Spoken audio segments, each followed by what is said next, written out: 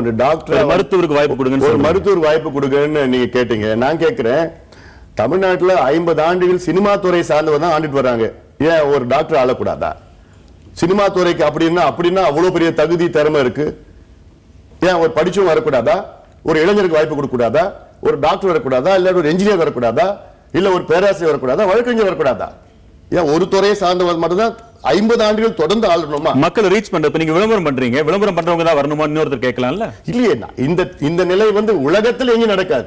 இப்ப ஏதாவது இந்தியாவில் நடந்ததுதான் பரவாயில்ல. இந்தியாவில இல்ல, உலகத்துல 50 ஆண்டுகள் தொடர்ந்து ஒரு துறையை சார்ந்தவர்கள் மட்டும் ஆண்டு வர்றாங்க. இப்ப 4 முதலமைச்சர் கவர்னர் அர்னால்ட், அது ஒரு டேர்ம் இருந்தாருங்க.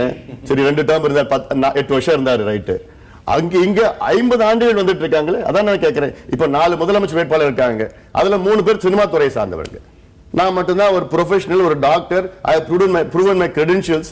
இந்த பாஸ்ட் 5 வருஷம் டெல்லியில் அமைச்சராக இருந்துட்டு எங்க எதிர்பார்ப்பு நீங்கள் யாராக வேண்டுமானாலும் இருங்கள், நல்ல மனிதராக இருந்தால் எங்களை ஆள தகுதியானவர்கள் நாங்க நினைக்கிறோம்.